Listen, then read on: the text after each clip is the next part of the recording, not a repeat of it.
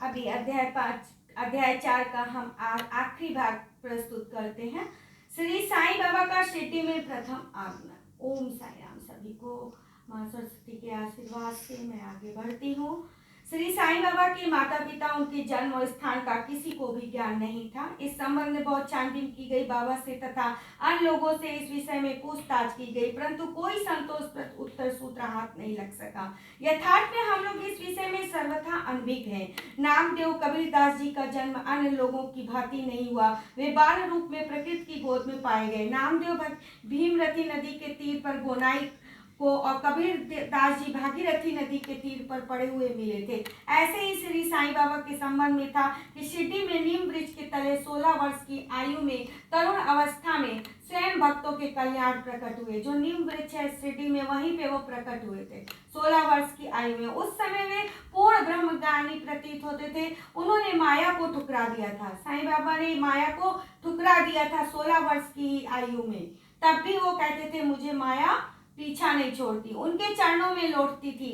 शिरडी ग्राम की एक वृद्ध स्त्री नाना चौकदार की मां ने उनका इस प्रकार वर्णन किया है। एक नाना चौकदार है, शिरडी में रहते थे। उनकी मां ने बाबा का इस प्रकार वर्णन किया है। एक तरुण स्वस्थ फुर्तीला अति रूपवान बालक सर्वप्रथम नीम वृक्ष के नीचे समाधि में लीन दिखाई पड़ा।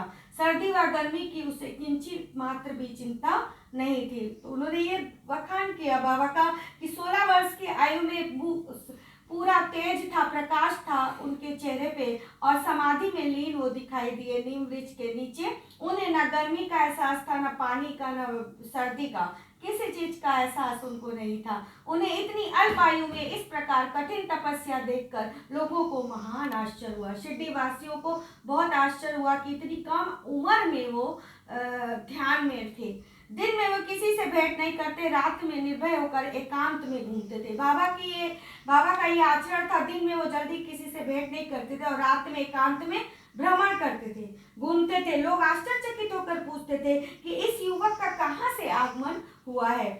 उनकी बनावट आकृति इतनी सुंदर थी कि एक बार देखने मात्र से लोग आकर्षित हो जाते थे। वे सदा नीम वृक्ष के नीचे बैठे रहते थे, किसी के द्वार पर वो नहीं जाते थे। यद्यपि वो देखने में युवक प्रतीत होते थे, परंतु उनका आचरण महात्माओं के सदृश था। वो त्याग और वैराग की साक्षात प्रतिमा थे। एक बार एक आश्चर्य घटना हुई। एक भक्त को भगवान खंडोबा का संचार हुआ। एक बार क्या हुआ, एक भक्त था, उसको भगवान खंडोबा का संचार हुआ। लोगों ने शंका निवारण कर उससे प्रश्न किए, हे देव, कृपया बतलाइए कि ये भाग्यशाली पिता की संतान और उनका कहाँ से आगमन हुआ है। भगवान खंडोबा ने एक कुदाली मंगाई और निर्दिष्ट स्थान पर खोदने का संकेत उस भक्त को दिया। भगवान खंडोबा से उस भक्त ने पूजा की तो भगवान खंडोबा प्रकट हुए और उससे पूछा भगवान खंडोबा से कि ये जो शिरडी में आए हैं इनका कहाँ से आगमन हुआ है।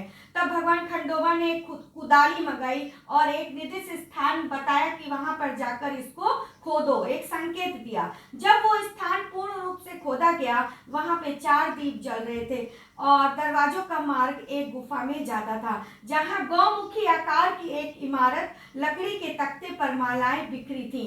भगवान खंडोबा कहने लगे कि इस युवक ने इस स्थान पर 12 वर्ष तपस्या की।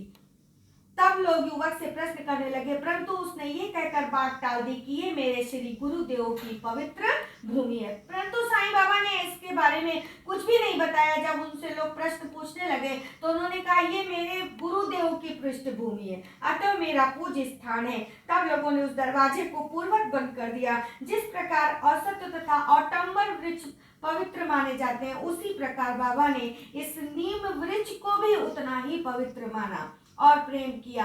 महाराष्ट्रपति और शिरडी के अन्य भक्त इस स्थान को बाबा के गुरु का समाधि स्थान मानकर सदैव नमन किया करते हैं। तो ये अध्याय 4 का भाग 6 था। अभी आगे हम बढ़ते हैं 3 वाड़े। इसी के साथ ये भाग मैं समाप्त करती हूँ। ओम साई राम। बाबा से प्रार्थना करती हूँ कि सभी भक्तों के कष्ट और सभी के बुरे कर्मों को बाबा अपने चरणों में ले, सभी के बुरे विचारों को परिवर्तित करके अच्छे विचारों में बदल के सकारात्मक ऊर्जा का